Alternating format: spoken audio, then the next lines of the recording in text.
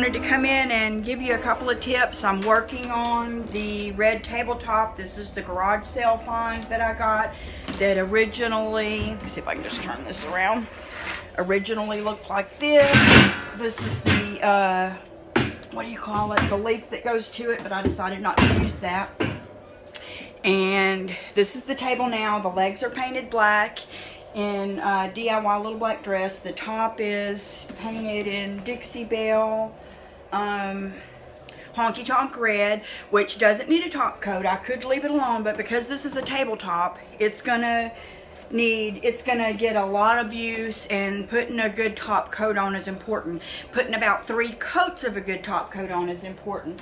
I've chosen to use Dixie Belle Gator hide because it's the strongest of the top coats that I know of, with the water-based ones without having to use an oil-based something which could yellow it and things like that. But what I've done since I put the paint on, I've got 2 coats of paint on here. I'll let those dry. I've got 1 coat of top coat on, and then, where did I put it? Then you could use one of these little sanding pads if you have one. This is a Dixie Belle one. I think it's $1.50. I brought it out of there. This is kind of fine, but I had this already available. This was a 220 grit. I think they recommend usually using like a 300 grit, which is about the same as like a brown paper bag. You could do this with a brown paper bag, but I've already went over it and just lightly sanded it. And what I'm trying to do with that is just create some grip between the layers, because when you're adding a top coat and you're adding a sort of a slick harder surface on here, it's not as much grab on there for the next coat to go down.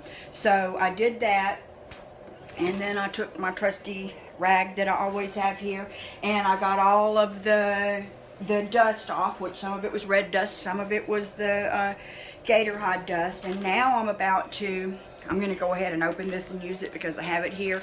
This is $3. This is a Dixie Belle blue sponge, and these things are famous. People go out of their minds whenever you run low on them. But it's a very smooth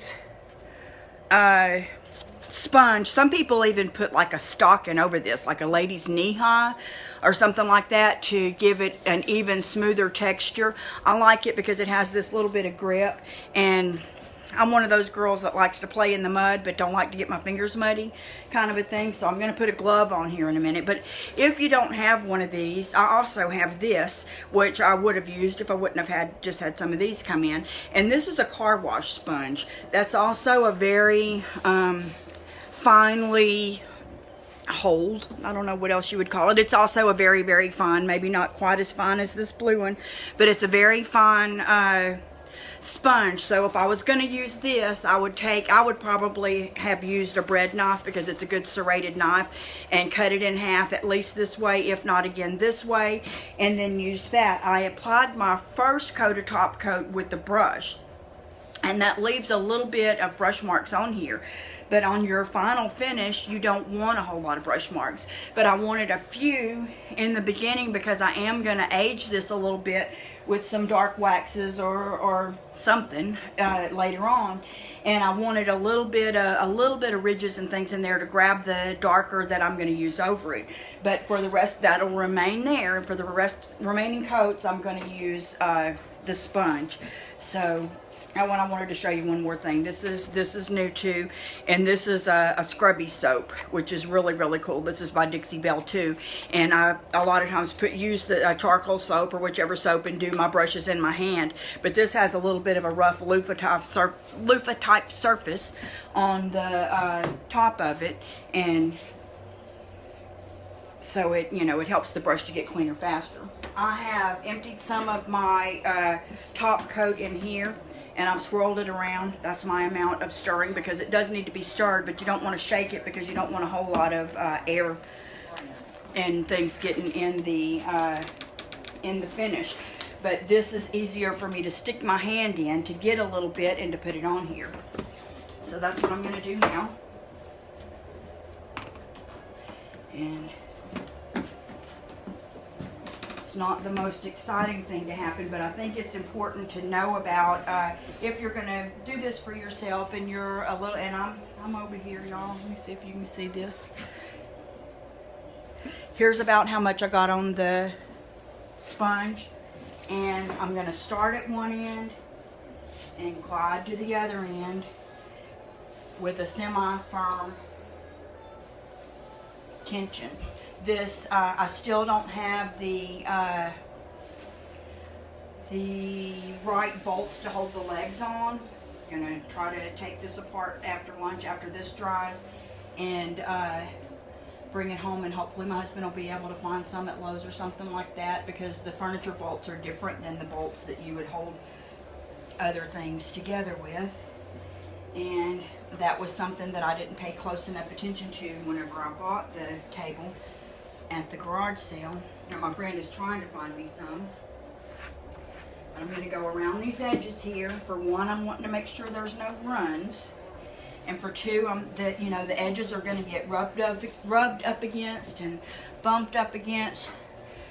Y'all have to excuse me. I used to have braces, and I had a permanent retainer in my mouth, and they just removed that, and now I can't talk. My tongue doesn't know what to do with this stuff.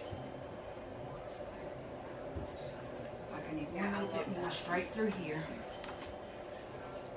But you don't want to go back over it, because within seconds it starts to dry, and then it'll start to get kind of gummy. There we go. Hopefully you can see me back here. I've never been this dark. That's our treat for hard workout. Oh yeah. So we just go lay in the tent there. Trying to get really good in these grooves, but not let it pile up. Oh, we go to all hours. Yeah, I used to not, but in the open, yeah, that's where I had been before, and I quit, and now I've just. But always get your edges really good, because they will get more wear than a lot of the other areas.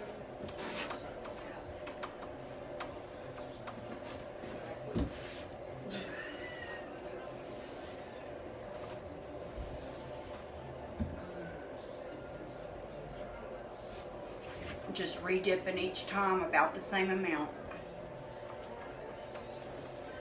Yeah. Well, yeah, and I shift position. I don't just lay there. I shift it most of the time. My face used to, keep that down, so I don't need my face any darker. But This table where the leaf went, of course, has a seam right here in the middle. But I'm treating that seam just as if it were one of the other etched in seams that appear to be boards on the top of the table. yeah, my sister-in-law does the same thing. She's had some on her back, and she's had to get you out. But she said, I've been painting since I was like 20. Yeah. Oh, what? This is so much smoother with the sponge than what it is with the brush. Turn you around. You just ready? I'm going to do these three edges, then come back and get the center, and then get the piece in front of me so I don't lean over on any of it and get top coat on my belly and belly on my table.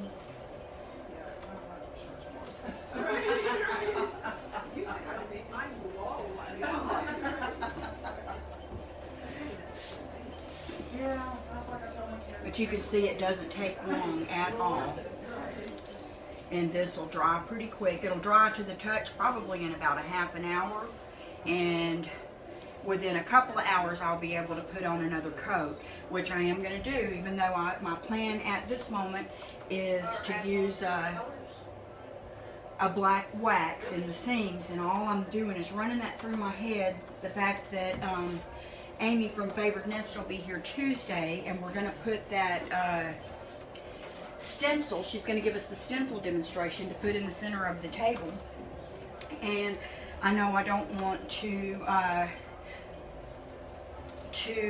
put too much over the wax, because that can keep it from adhering. But it's not like I'm going to be using vinyl, which wouldn't stick. I'm going to be using a stencil, and I'm going to be using probably the DIY Little Black Dress, which is a clay-based paint, which will, if I can get the wax on there and get it dried, which will adhere to that, and then I'll just put in, another, after giving that a couple of days, I'll put another coat of the gator hide on top of that. Normally, wax is always your last thing, and I should wait, but I'm too excited to see what it's going to look like with some of the black in it to wait. So, if it blows up on me, I'll share that with you too. And we're always here to learn. But I've been doing this a whole long time. And if I feel like once I get some wax on there, that, you know, I'm only going to put a very light coat. And wax dries to a hard finish too. It usually takes about 30 days. But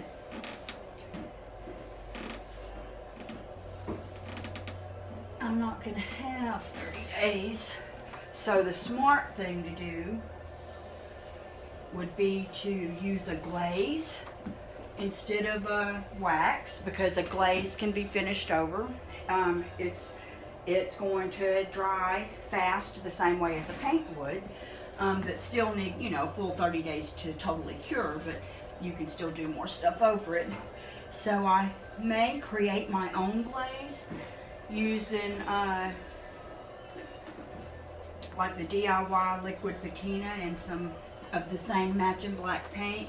So I thought about using the DIY Dark and Decrepit, but I'm not sure whether that has more of a tinge of a brown to it instead of just the black, you know, and I've done these legs in black, so I want the tones of the top to match the legs. This is so much smoother than painting it on. Hi, Teresa. After I painted this, Teresa, I put 2 coats of paint on here, and then I brushed on 1 coat of the gator hide because it is a tabletop and it does need to be, you know, pretty tough. And that, you know, leaves, when you brush it on, that leaves a little bit of brush strokes on there, and which I wanted for grip because I'm going to put some, you know, dark something over it later. And but then I went through and sanded just lightly, just enough to give it a little bit of grip, back over it with some sandpaper. And now I'm putting this coat of top coat on with this very smooth sponge. You could use this one from Dixie Belle or cut up one of these car wash sponges to get the smooth surface. And I will put another coat of this on here too to protect this paint after this one dries. And then it will get, and that will, I left a little bit of the paintbrush marks on here because I want them to grab some of the black that I go over it with later, either with a glaze or a wax. And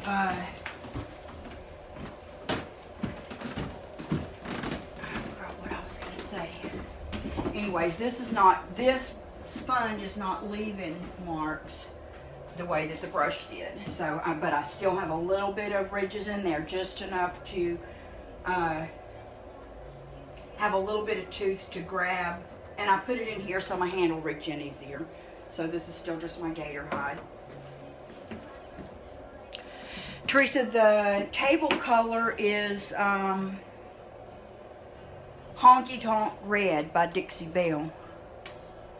And they, the Dixie Belle paints don't require a top coat. They have an acrylic sort of polymer base in them, even though they are a mineral based paint. And low to no VOCs, they still do have acrylic in them, which will dry to a finish that doesn't necessarily need a top coat. And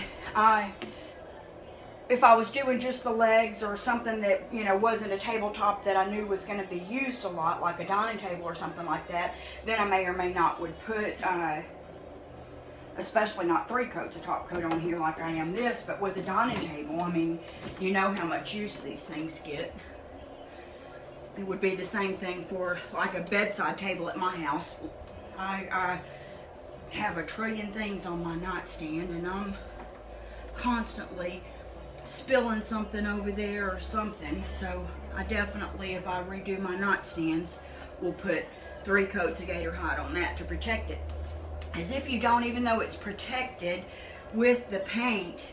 You know how old furniture, new furniture may still do it too, but back in the day when all the furniture was real wood when I was a kid, if you sat your glass of tea down on the table, it would leave a ring.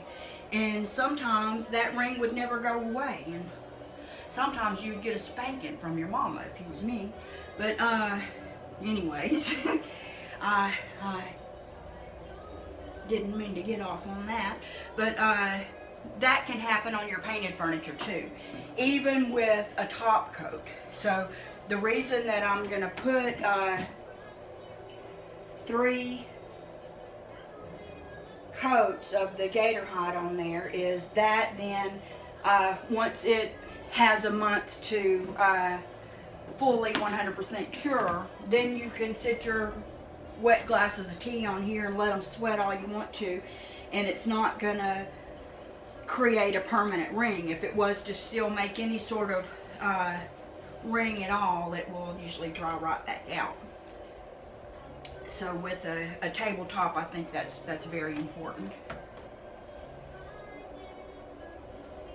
Yeah, I'm not a huge red fan, but this is turning out great. I may become a red fan.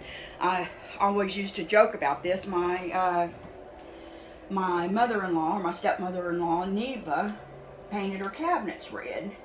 And I'm like, I think when you get older that you miss all the other colors. And hey, Caitlin, that would be Caitlin's grandma that I'm talking about. As you get older, you know, your eyes aren't as good as they used to be, and you start to, sort of like when you have babies and they say, you know, they need the brighter colors and things like that. I think as you get older, you need more visual stimulation than you did when you were younger. So maybe I'm moving into my paint my cabinets red phase. She had red pots, red cabinets. She had it all done up. Hey. Hey. And it looked nice.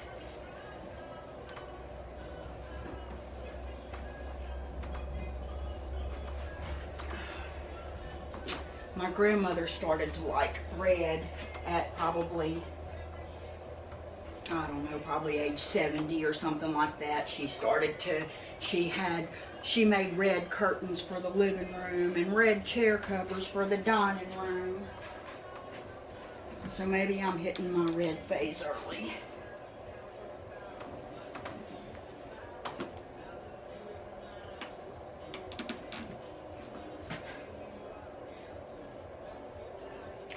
Okay, so now I've went all the way around it with the Gator hide and the soft sponge. I'm gonna put this down in here and just let it float and leave it in there. Put the lid on here, and that will keep it from hardening up, because I'm gonna need it again for another coat in a little while. So I'm excited.